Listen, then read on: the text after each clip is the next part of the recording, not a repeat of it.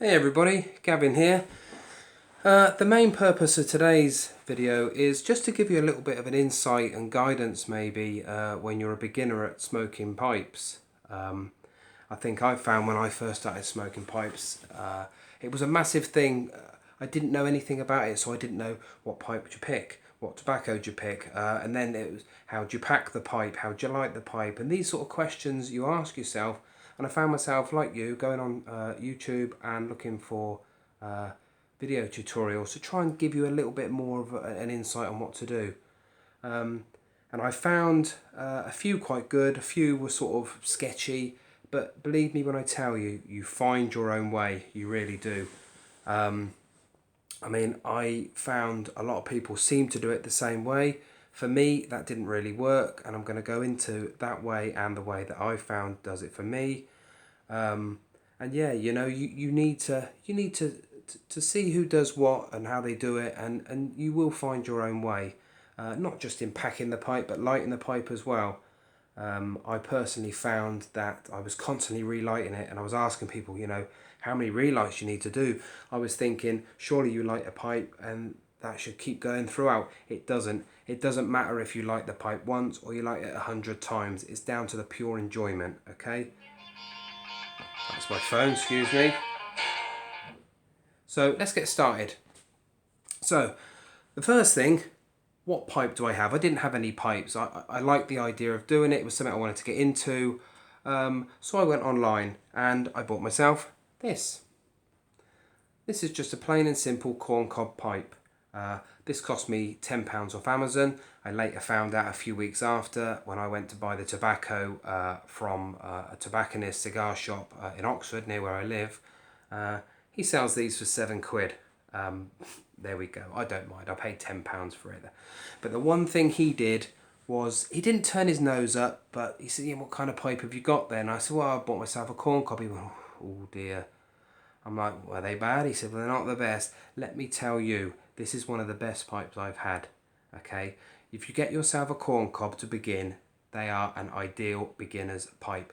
You could spend £10 or £8 on this, or you could spend £200, £300 on a decent, proper, pipe. But at the end of the day, they all do the same thing. It's how far do you want to go?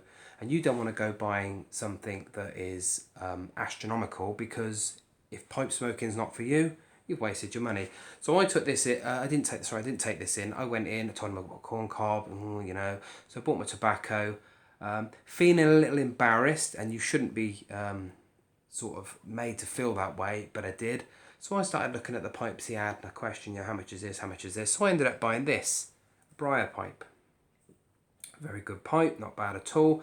But let me tell you, I've got 3 pipes now, and these were the first 2. And for the first month, 2 months of smoking pipes, I would pick this any day. So I recommend a corncob pipe as your beginner pipe, okay? Then we get to picking the tobacco. Now, I don't know one from the other, really. I still don't. I'm still trying to find my way. I think we're all learning in anything we do. But I wanted an aromatic. So I got a tobacco, sort of vanilla-y, sort of cherry tobacco. And it works well for me. In fact, I've tried a few since, and I still go back to the cherry and vanilla. So there we go. Now then, if I just get my tobacco here... I don't know if you can see that. Can you see that? Maybe not. If I move that back there we go.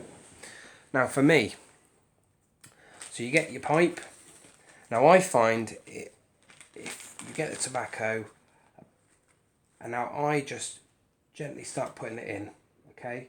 I'm not pushing down on anything. I'm just filling it to the top, okay? Like that. A bit more goes in there. Right, so that's at the brim.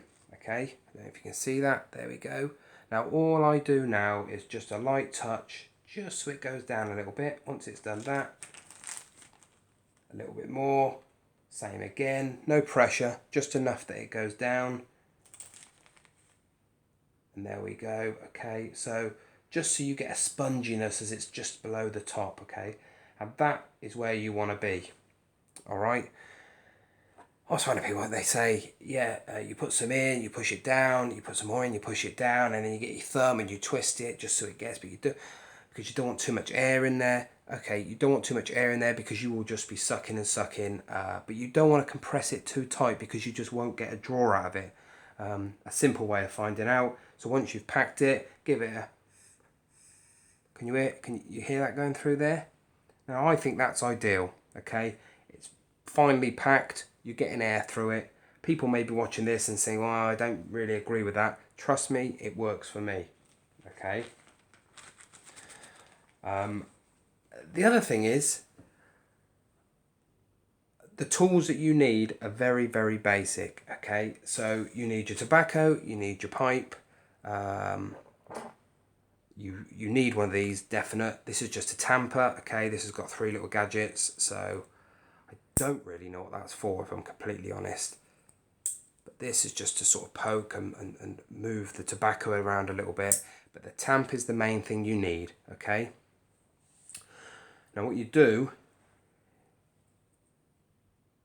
is, before you start smoking, I'm not going to do it in here, I'm just going to tell you about it. I will do another video where we go outside and we actually smoke it. So the first thing you do, you've got it packed how you want it. You don't just light it and start puffing away, okay? You need to do what they call the charring light, the first light. So you get your lighter, pipe in your mouth, and you just gently char the top, not for too long, but just so the tobacco starts to blacken off a bit, and that's it. Then you get your hand tamp a second time, just gently tamp it down, just so it's below the surface. Then you're ready to go, okay?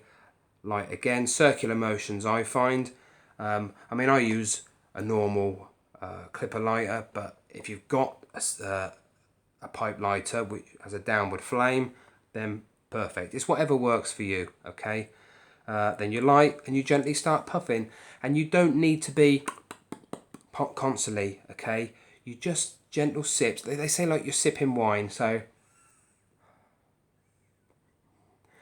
and of course people also ask, do I take the smoke back? No, you do not. You do not need to take pipe smoke back into your lungs, because that's nasty. In the mouth, you're still getting the tobacco and everything that's with that in the mouth. It goes into the saliva. You're still getting that kind of buzz what you would get from tobacco, without taking it into your lungs, because that is a heavy load to take in. You don't want that. I mean, that'll ruin your day in a minute. You take it in, of course. Then you get a thing called retrohaling. I don't know if you've heard of that. Retrohaling, so you take some of it in, but it doesn't go down. You don't take it down out the nose. Okay, but again, I'll do another video on retrohaling. But the purpose of today's video, more about packing the pipe. I think people that say you put some in, you tamp it down, you put some in, you tamp it down, and I was doing that, and I was puffing, and I couldn't get anything out of it. And then I found people were saying, yeah, you just load it up, then you get your thumb and gently twist the pipe. It wasn't working for me.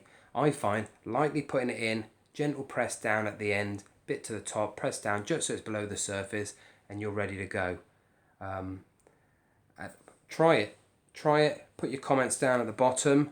And if you like the video, hit the like button. That will certainly help me out, and if you consider subscribing, please consider doing so, because I'd love to have you on board. But yeah, for today, that's it, and I will see you in the next video.